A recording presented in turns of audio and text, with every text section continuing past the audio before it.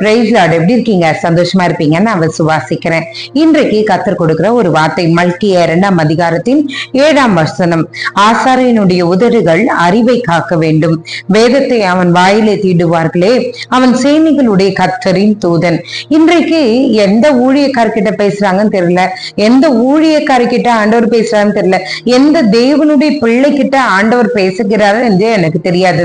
இந்த வார்த்தை மிகவும் அர்த்தமுள்ள ஒரு வார்த்தை. சொல்லுறது பாருங்க, ஆசாரியனுடைய உதடுகள். ஆசாரியன் யார்? ஆண்டவருடைய வேதத்தை சுமக்கிற ஒவ்வொருவரும் ஆசாரியர்கள் தான். ஆசாரியனுடைய உதடுகள் அறிவை காக்க வேண்டும். நம்மளுடைய வாய் எப்படி பேசுது?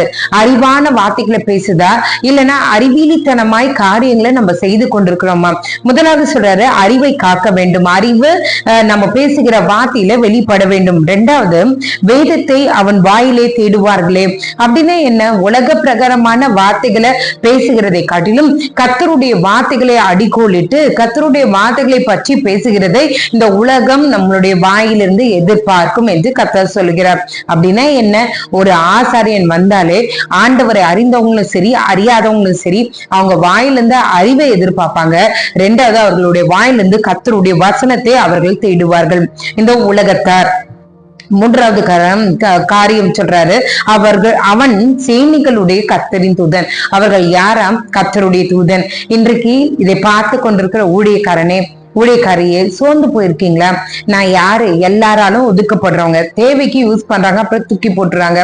என் நிலைமை ரொம்ப கேவலமா இருக்கு, எல்லாரும் முன்னாடி போயிட்டு எப்படி நிக்கிறதுனே தெரியல, ஏன் என் சூழ்நிலை இப்படி இருக்குது சொல்லிட்டு நீங்க சோர்ந்து போயிருக்கீங்களா? இன்னைக்கு ஆண்டவர் நம்மளை பார்த்து சொல்கிறார், நீங்க கர்த்தருடைய தூதனா? நீங்களும் நானும் கர்த்தருடைய தூதன். கர்த்தருடைய வார்த்தை சுமந்து செல்லுகிற ஒவ்வொருவரும் கர்த்தருடைய தூதன். ஆனா அவர் எதிர்பார்க்கிறது என்னன்னா, இந்த கர்த்தருடைய தூதனிடத்துல அவனுடைய வாய் அறிவை பேசுகிறதா இருக்கணும், அறிவை வெளிப்படுத்துகிறதா இருக்கணும். அது மட்டுமல்ல, நம்ம என்னன்னா நம்மளுடைய வாயிலிருந்து கர்த்தருடைய வேதத்தை அவர் ஜனங்கள் புறஜாதியா தேடுவார்கள். சோ நம்மளுடைய வாயிலிருந்து என்ன மாதிரி வார்த்தைகள் வருகிறது? ஆண்டவருடைய வார்த்தைகள் வருகிறதா, இல்லைன்னா மற்றவர்களை துக்கப்படுத்துகிற அல்லது மற்ற உலக பிரகாரமான வார்த்தைகளை நம்ம பேசிக் கொண்டிருக்கிறோமா? இன்றைக்கு நீ உண்மையான ஒரு ஆசாரியனா இருந்தால் உன் வாயிலிருந்து அறிவு வரட்டும், உன் வாயிலிருந்து கர்த்தருடைய வேதம் வெளிப்படட்டும். ஜெபிக்கலாமா? ஏன்னா நமக்கு தேவனுடைய தூதர்கள். எங்களை நேசிக்கிற நல்ல பரமபிதாவே, அப்பா, எத்தனோ பேருக்கு சாக்கியத்தை நீர் எங்களுக்கு தந்திரே, உமக்கு நன்றி அப்பா. எங்களுடைய நாவு அநேகர் ஆண்டவரே எங்களுடைய வாயிலிருந்து ஏதாவது வசனம் வருமான்னு நினைச்சு பார்த்திருப்பாங்க. ஆனா எங்களையும் அறியாம நாங்க அவங்களை திட்டினது உண்டு, தேவையில்லாத வார்த்தைகளை பேசினது உண்டு, ஆகாத சம்பாஷணைகள் நல்ல ஒழுக்கங்களை கெடுக்கும் என்று வசனம் சொல்லுகிறது. ஆண்டவரே, நான் எங்களுடைய வாயிலிருந்து வருகிற வார்த்தைகள் அநேக முறை ஆண்டவரே எங்களுடைய ஒழுக்கங்களை அதை கெடுத்தது உண்டு. இன்றைக்கு ஆண்டவர் நீர் எங்களோட பேசுகிறீர் ஆண்டவரே. அப்பா, எங்களுடைய நாவு ஆண்டவரே அறிவுள்ள நாவா இருக்கட்டும், அறிவுள்ள வார்த்தைகளை உச்சரிக்கிற ஒரு வாயா இருக்கட்டும் ஆண்டவரே.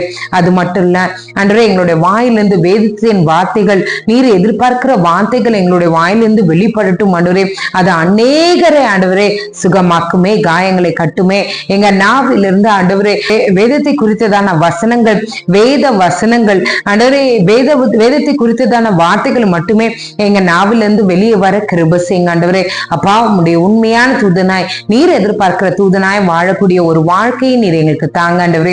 இந்த வேலையில ஆண்டவரே எனக்கு தெரியல, யாரோ ஒரு சகோதரி உங்களோட உடன் பணி புரிகிற தோழியினுடைய காயத்தினால, அவங்க பேசின வார்த்தைகளினால மனது காயப்பட்டு சோர்ந்து போய் உட்கார்ந்துருக்கீங்க.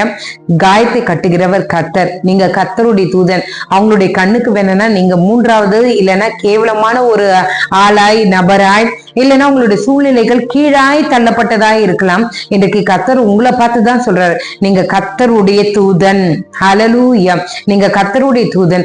உங்க நாவிலிருந்து அறிவான வார்த்தைகள் வெளியே வரட்டும், வேதத்தின் வார்த்தைகள் வசனங்கள் வெளிவரட்டும் என்று கர்த்தர் உங்களை பார்த்து எச்சரிக்கிறார்.